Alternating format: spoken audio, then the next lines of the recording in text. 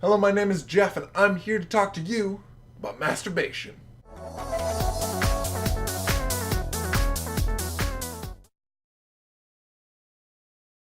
Now, before we get started, I'm going to list off some myths, and we're just going to get those out of the way. So, masturbation is not going to make you blind, you're not going to get hairy palms, it's not going to stretch out your sexual organs, you're not going to get pregnant, your head's not going to explode, and you're not going to die.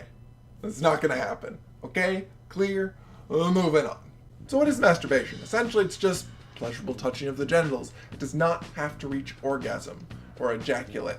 That doesn't have to happen. Masturbation, in of itself, is just the pleasurable touching. So how common is masturbation? Well, it's about 7 out of every 10 men, 5 out of every 10 women. It is also common in teens and children. Yes, I said children. No, it's not weird. More information in the description. Essentially, it feels good at any age. It's not sexual until, later in life. Okay, so why do people masturbate? Well, 3 of the most common reasons I found are to relieve sexual tension, achieve sexual pleasure, and relax. But there's a whole host of reasons. There's the reduced cancer risk, a whole series of health benefits, it can reduce menstrual cramps, and my personal favorite, it makes you better in the bedroom. Now, you're probably thinking, wait, masturbation makes me better at sex? Yes. Now, maybe not in the way you're thinking, but knowing your body means that you're going to get a lot more out of sex than you would otherwise. If you just go in blind, you might get no pleasure at all. Just mess with yourself, find out what works, find out what's good, find out what's not so good, so that when you do have a sexual partner, or even if you have a sexual partner, you can tell them what you do like and what does work for you.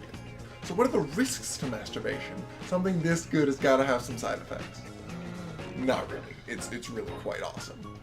Pretty much all the risks are user error. I'm sure we've all heard guy got dick stuck in this object or this thing. Be careful, ladies, what you put in your vagina, because internal cuts and bleeding and bacterial infections. Also, there's friction burn if you're going too fast. But lubricants easy to come by, like CVS, Walgreens, silicone, or water-based lubes are really cheap and easy to find. But if you're thinking of using, this would be a great lube, Google it, or Bing it, or just search it, look it up. You just gotta be sure before you think, I'm going to use this for masturbation, look it up first. And not just on one site that says, yeah, I did this and it was great, because that's maybe one person's experience. Look into it. So, Jeff, you're thinking to yourself, how do I masturbate? Tell me how.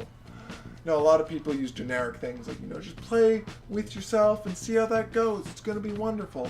Boring, too generic. I'm going to tell you the fun names and the fun parts. Okay, so ladies, there's all different parts of your vulva that you can stimulate. So the clitoris, first off, is what a lot of women use to reach climax. Some women, it's a non-factor. Mess with it. See what you like, see what you don't like. Generally, it's more of a softer play. Be careful. There's also the inner and outer labia, as well as the vaginal opening and the vaginal canal. Then there's the perineum, which is the space between your vagina and your anus, which you can just mess around with, see what feels good there. In regards to anal play, you go in like so, come hither motion, circular bit, use lube. That's the Cliff Notes version. I hope to make a video all about anal play in the future. That's all I'm going to touch on right now. In regards to the G-spot, do not worry. Again, I hope to make a video about that in the future. Only it's like 10% of women actually are stimulated by the G-spot. It's into your vagina and up towards your belly button about 2 inches.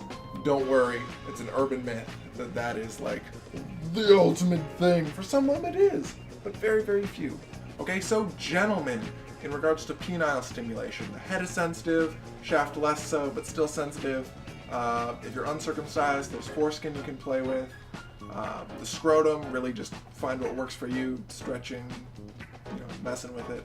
There's the perineum, similar to the ladies, that is between the penis and the anus. As far as anal stimulation, same with the ladies. You go in, come hither, circular, use lube.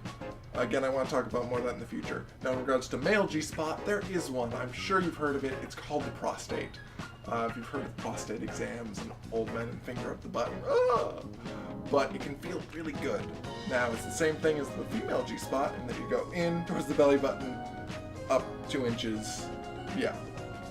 And it actually gets larger with age, so it's like a fine wine. It just gets better the older you get. Okay, Moving on. So in regards to things both genders can use, you've got sex toys galore. There's a wonderland of sex toys out there. You're gonna hit the simple ones. You got your vibrators and your dildos that can be used by either gender. In regards to anal sex toys, make sure there's an easy way to remove it. Most sex toys will have a broad base, so as the anus likes to suck things and like suck them and keep them, you don't want to go to the doctors and have that removed. So make sure broad base, go in, pull it out real easy.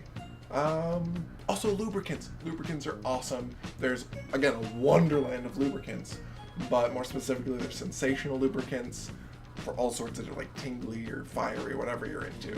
And also just your default silicone, water-based, or the half and half, or whatever mix of silicone and water you want. And if you're looking for that little extra thing to help you get off, there's always sexual fantasies. Those are wonderful. And the topic everyone, I'm sure, is just waiting for: pornography.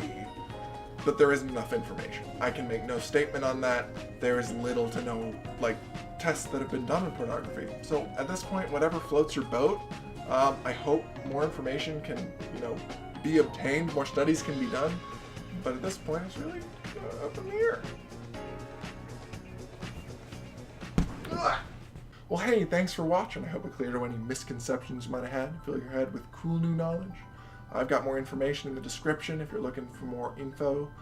Feel free to share this video with anyone you know, or share the information. Just spread the word. If you're looking for more videos, you can subscribe. I plan to make more in the future. Or you can check out Laci Green's channel. It's Sex Plus. It was actually the inspiration for me to make this channel. If you got any questions, put them in the comments. If you want to tell me how beautiful I am, put it in the comments. Negative things, it's really up to you. It's gonna hurt me. So my name is Jeff, and whoever you are, good luck getting some.